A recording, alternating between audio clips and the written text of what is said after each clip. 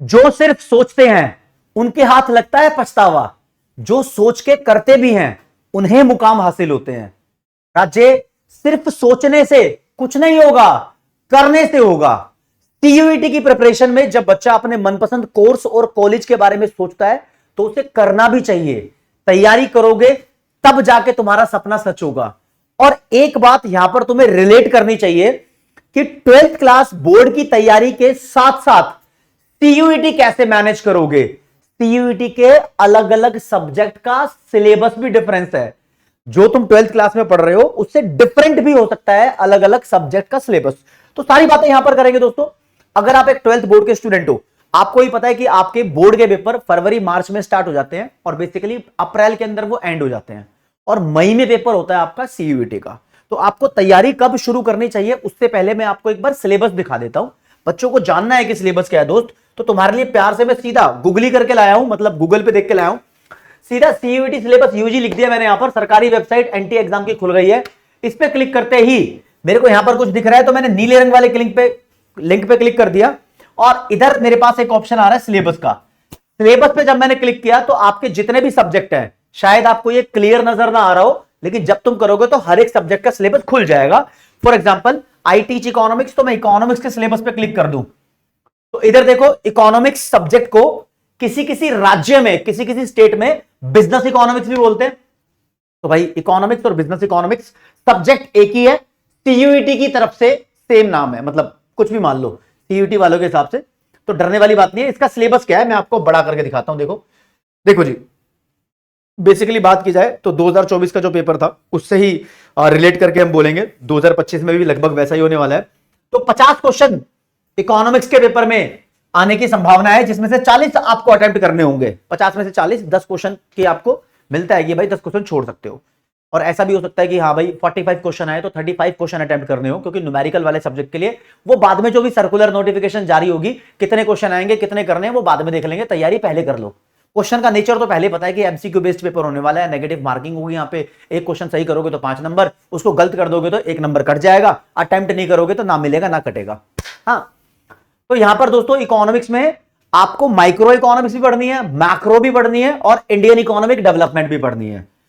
अगर तुम 12th class में सीबीएसई बोर्ड के स्टूडेंट हो तो आप मैक्रो और Indian economic development 12th class में पढ़ते हो, माइक्रो नहीं पढ़ते राज्य। अगर तुम किसी दूसरे स्टेट बोर्ड के बच्चे हो तो 12th क्लास में आप माइक्रो और मैक्रो पढ़ते हो, इंडियन नहीं पढ़ते राज्य।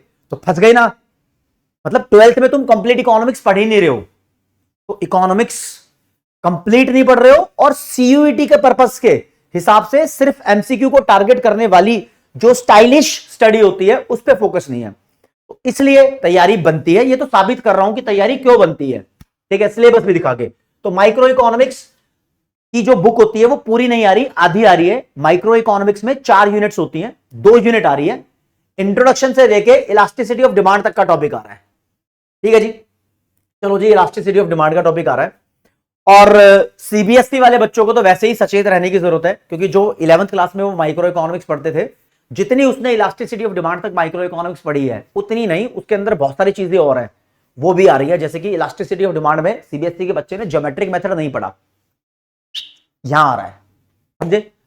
तो हो सकता है किसी स्टेट बोर्ड वाले बच्चे ने कुछ अलग अलग चीजें ज्यादा भी पढ़ ली हो, लेकिन वो कम आ रही हैं। तो सीयूईटी का सिलेबस राज्य अलग ही है, तो इसकी स्पेशल तैयारी बनती है। फिर मैक्रो इकोनॉमिक्स पूरी बुक है, पूरी बुक आती है जो 12th क्लास के अंदर आप लोग पढ़ते हो। इंडियन इकोनॉमिक डेवलपमेंट में फिर फंसता है सीबीएसई वाला बच्चा, क्योंकि इंडियन इकोनॉमिक डेवलपमेंट में बेसिकली 10 चैप्टर होते हैं, और सीबीएसई वाला बच्चा बोर्ड के लिए 8 चैप्टर पढ़ता है, वो पॉवर्टी का चैप्टर नहीं पढ़ता। तो यहां पर पॉवर्टी का चैप्टर भी आता है, बड़ा बड़ा करके दिखा दिया, राइट। सीबीएसई बोर्ड का बच्चा नहीं पढ़ता इन्वायरमेंट का चैप्टर, सॉरी इन्वायरमेंट पढ़ता है, इंफ्रास्ट्रक्चर का चैप्टर नहीं पढ़ता, और ये इंफ्रास्ट्रक्चर का चैप्टर भी आ रहा है। तो सीबीएसई वाले बच्चे को तो वैसे ही सचेत होने की जरूरत पड़ गई। अब जो अदर स्टेट बोर्ड का बच्चा है वो इकोनॉमिक्स को 12th क्लास में मैक्रो और माइक्रो पढ़ता है, तो मैक्रो उसकी पूरी आ रही है, माइक्रो पूरी नहीं आ रही, आधी आ रही है। पूरी तो इंडियन इकोनॉमिक डेवलपमेंट आ रही है उसके लिए क्लास 11th की, तो वो फंस गया। तो बड़ा झमेला है। अगर मैं अकाउंट्स के सिलेबस पे क्लिक करूं तो आप देखोगे जितना सीबीएसई या फिर किसी भी स्टेट बोर्ड में पढ़ाया जाता है, अकाउंटेंसी का सिलेबस उससे कहीं ज्यादा है। CUET के लिए नंबर 1 पे अकाउंटेंसी का सब्जेक्ट है। इस पे अगर क्लिक करके देख लूं तो अकाउंटेंसी को किसी किसी स्टेट में बुक कीपिंग के नाम से भी जाना जाता है, तो ये लिखा भी हुआ है यहां पर। जब तुम सिलेबस देखोगे भाई तो आपको दिखेगा यहां पर non profit organisation accountancy bookkeeping start हुई है। इससे ये जो भी चैप्टर्स लिखे हुए हैं यहां पर, पार्टनरशिप तुम 12th क्लास में पढ़ लेते हो, company, financial statement, cash flow, ये सब 12th क्लास के अंदर पढ़ते हो। लेकिन राजे क्या नहीं पढ़ते, ये देखो क्या दिख रहा है मुझे, कंप्यूटराइज्ड अकाउंटिंग सिस्टम। हाँ, तो ये इसलिए तैयारी करने की जरूरत है कि इतनी सारी चीजें, मतलब इकोनॉमिक्स और अकाउंट्स में डिफरेंस नहीं है। जो इंग्लिश तुम्हारी आएगी वो तुमने कभी पढ़ी ही नहीं है, वो अलग ही कॉम्पिटेटिव लेवल की आएगी। जनरल टेस्ट है वो तुमने कभी पढ़ा ही नहीं है, अलग ही कॉम्पिटेटिव लेवल का आएगा। 12th क्लास में सीबीएसई बोर्ड वाले बच्चे वैसे भी 70% सिलेबस पढ़ते हैं, 30% तो रिलेटेड है, लेकिन जो रिलेटेड है वो भी आता है, चाहे वो बिजनेस स्टडी सब्जेक्ट क्यों ना हो। तो ओवरऑल बात यह है कि भाई डिफरेंस तो बहुत सारे हैं। अगर तुम्हें मुकाम हासिल करना है तो तैयारी तो करनी पड़ेगी, ये तो साबित हो गया। लेकिन तैयारी करनी कब है, मुद्दे की बात यह है। देखो, जब तुम इस वीडियो को देख रहे हो तो लगभग सितंबर का महीना तुम्हारा चल रहा है। अब यहां से एक प्लानिंग करते हैं। सितंबर का महीना चल रहा है, यहां पर तुम बहुत सारे बच्चे हाफ ईयरली एग्जामिनेशन के लफड़े में ही फंसे होंगे। अब तुम फंसते रहोगे पेपर के, 12th का बच्चा फंसता ही रहेगा। इसके बाद स्कूल में यूनिट टेस्ट वगैरह और साइकिल टेस्ट वगैरह होने स्टार्ट होंगे। दिसंबर और जनवरी के महीने में अलग अलग स्कूल में अलग अलग हिसाब से प्री बोर्ड्स होंगे। और दोस्तों 15 फरवरी के बाद से बोर्ड के एग्जाम का सिलसिला स्टार्ट हो जाएगा। अब सीबीएसई बोर्ड में अच्छी खासी छुट्टियां मिल जाती है, बिहार बोर्ड के अंदर तो 8 दिन में 5 पेपर हो जाते हैं, पंजाब बोर्ड में छुट्टियां मिल जाती है, अलग अलग बोर्ड में अलग अलग चक्कर होता है, वो तुम्हारी छुट्टी के हिसाब से है। लेकिन मैं मानता हूं 15 फरवरी से बोर्ड के पेपर स्टार्ट होंगे, तो वो 10 अप्रैल के आसपास तक चलेंगे। 10 अप्रैल 15 अप्रैल छुट्टी वुट्टी अलग अलग स्टेट का अलग अलग लेवल है। अब तुम्हारा 15 मई 16 मई मई का महीना मान लेता हूं, यहां से तुम्हारा सीयूईटी का पेपर स्टार्ट हो जाएगा। अबे जब तुमने 12th क्लास में पूरा सिलेबस पढ़ा ही नहीं है, ओनली एमसीक्यू के अप्रोच पे तुम गए नहीं हो, मई में तैयारी एकदम से, यहां अप्रैल में फ्री हुए, एक महीने में तुम तैयारी कैसे करोगे? एक महीने में तैयारी राज्य ढंग से नहीं हो सकती, इसलिए पहले से तैयारी करनी बनती है। बच्चा कंफ्यूज है, सर पहले से, अभी तुम खुद जानते हो कि सितंबर के अंदर हम फंसे हुए हैं, हमारा हाफ ईयरली है और फिर प्री बोर्ड आ जाएंगे, तो हम 12th की तैयारी करें या सीयूईटी की तैयारी करें? तो राजेश स्केड्यूल को आप ऐसे मैनेज करो, 12th की तो तैयारी करो ही करो, सीयूईटी की हफ्ते में 1 या 2 बार एक पर्टिकुलर सब्जेक्ट को थोड़ा बहुत स्टडी करो। जैसा कि हमने प्रवेश बैच लॉन्च किया है सीयूईटी के लिए, वहां पर हर एक सब्जेक्ट की क्लास हफ्ते में 1 बार हो रही है, शाम को 7:30 बजे से 9:30 बजे तक। तुम्हारे अलग अलग बैचेस चल रहे हैं, उसके हिसाब से भी आपका स्केड्यूल अफेक्ट नहीं कर रहे, हमने सब कुछ मैनेज कर दिया तुम्हारे लिए। तो वहां पर तैयारी आप कर सकते हो। प्रवेश कॉमर्स सीयूईटी 2025 वाला बैच है, और एक सब्जेक्ट एक हफ्ते में, ठीक है। लैंग्वेज भी आपको पढ़ाई जा रही है, इंग्लिश भी है, हिंदी भी है, जनरल टेस्ट भी है, मैथमेटिक्स भी है, दोनों मैथ्स है, अप्लाइड मैथ्स और कोर मैथ्स दोनों है। सीबीएसई वाले बच्चों के पास अप्लाइड मैथ्स भी होता है, तो वो जानते हैं इस बात को। इकोनॉमिक्स सारी पढ़ाई जाएगी, बिजनेस स्टडीज पढ़ाई जाएगी, अकाउंटेंसी की तैयारी चल रही है। तो अब वो बैच में हफ्ते में एक हो रही है, तो आपको टारगेट देख लिया। अब सीयूईटी की तैयारी करने का फायदा सुन लो। अबे जो तुम सीयूईटी में पढ़ रहे हो वो अपने बोर्ड की तैयारी भी तो कर रहे हो। देखो ना, जो तुम बोर्ड में पढ़ रहे हो वो सारा सीयूईटी में नहीं आएगा, लेकिन हम इनिशियली तुम्हें सीयूईटी में वो सब पढ़ा देंगे जो तुम्हारा बोर्ड में आएगा, और एमसीक्यू ओरिएंटेड अप्रोच रहेगी। तो बोर्ड के पेपर में एमसीक्यू भी तो आते हैं, तो वहां तुम्हें बहुत बेनिफिट मिलेगा। तो यहां पर 2 अप्रोचें हो सकती हैं कि सीयूईटी में थोड़ी बहुत वो चीजें कर लो जो लास्ट के 1 महीने में नहीं कर पाएंगे, यूनिक चीजें, और सीयूईटी की तैयारी करते रहोगे तो बोर्ड की स्टडी तो वैसे ही तुम्हारी इंप्रूव हो जाएगी। तो प्लस पॉइंट है। तो अभी देखो, चाहे किसी भी कंफ्यूजन में, किसी भी कश्मकश में तुम फंसो, उससे कुछ नहीं होगा। सारी बात एक है, 1 महीने के अंदर सारा सीयूईटी कोर्स खल्ली बल्ली नहीं हो सकता। तैयारी पहले करनी पड़ेगी। अब ये तैयारी लड़ झगड़ के करनी पड़ेगी या होले होले अपने प्यार से, वो तुम्हारे ऊपर डिपेंड करता है। लड़ोगे झगड़ोगे बोर्ड के सिलेबस से, तो होले होले प्यार भी हो जाएगा। सीयूईटी उसमें भी कवरेज हो रही है ना, तो इसलिए सीयूईटी को होले होले तैयार रखो। जब लास्ट का 1-1.5 महीना तुम्हारे पास बचेगा, तब गियर चेंज कर लेना, तब सिर्फ सीयूईटी पढ़ेंगे। एक दिन में 3-3 4-4 5-5 सब्जेक्ट पढ़ेंगे, राइट।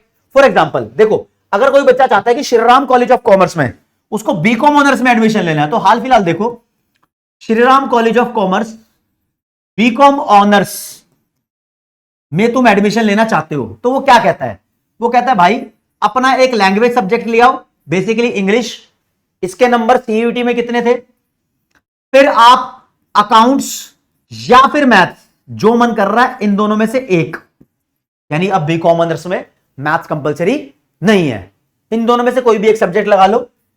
फिर दोस्तों और आपके दूसरे मेन सब्जेक्ट जो तुम क्लास 12th में पढ़ते हो, कोई भी स्ट्रीम का बच्चा हो, आर्ट्स वाला, साइंस वाला, उस पर अकाउंट्स नहीं है तो मैथ्स के नंबर लगा दे, 2 सब्जेक्ट हो गए। अब देखो मान लो मैं कहता हूं एक बिजनेस स्टडीज है, एक इकोनॉमिक्स है, 200 नंबर का पेपर ये, 200 नंबर का पेपर ये, 200 नंबर का पेपर ये, 200 नंबर का पेपर ये, इन सबके टोटल मिला के 800 नंबर बनते हैं। जिस बच्चों के 770 के आसपास नंबर बन रहे हैं 800 में से, वो Shri Ram college of commerce में बीकॉम ऑनर्स में एडमिशन ले लेगा।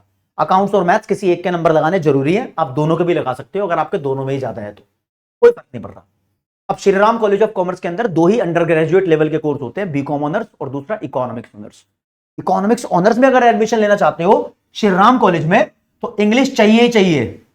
अब एक सब्जेक्ट इंग्लिश का हो गया, दूसरा सब्जेक्ट मैथ का हो गया। Math is compulsory for economics honours in Shri Ram college of commerce और in overall university of Delhi. Eco honours के लिए मैथ्स कंपलसरी है। फिर आपका जो मन कर रहा है 2 सब्जेक्ट वो निकाल लो, अकाउंट लगाना अकाउंट लगाओ, बिजनेस लगाना बिजनेस लगाओ, इको लगाना इको लगाओ, 2 सब्जेक्ट लगाने इन तीनों में से। इको ऑनर्स के लिए इको ही कंपलसरी नहीं है, मैथ्स कंपलसरी है। देखो कितनी बड़ी बात हो गई, नहीं चलो कोई बात नहीं, ये तो ये है। बाकी अलग अलग यूनिवर्सिटी, अलग अलग कॉलेज की अलग अलग रिक्वायरमेंट होती है कोर्स के हिसाब से। काफी सारी यूनिवर्सिटीज जनरल टेस्ट भी मांगती है, यूनिवर्सिटी ऑफ दिल्ली नहीं मांगती इन सभी कोर्सेज के लिए। BCom honours, BCom, economics honours नहीं मांगती, समझ रहे हो। और अलग अलग कोर्सेज हैं, उनकी नॉलेज मैं धीरे धीरे आपको देता रहूंगा। बस राज्य आपसे रिक्वेस्ट है, आप खुद के साथ धोखा मत करो, तैयारी करनी शुरू कर दो। Love you all. कोई दिक्कत परेशानी डाउट हो, कमेंट सेक्शन खाली पड़ा है, बता दो। प्यार यही रहना चाहिए, बस आपकी समस्या का समाधान करके मैं जेन्युइन प्रॉब्लम को फाइंड आउट करता हूं, जो आप कमेंट सेक्शन में लिखते हो उसका सोल्यूशन लेकर आता हूं। तैयारी कर लो, पढ़ाई कर लो, मनपसंद कॉलेज मनपसंद कोर्स में एडमिशन ले लो। जय हिंद, जय भारत, नमस्कार, धन्यवाद।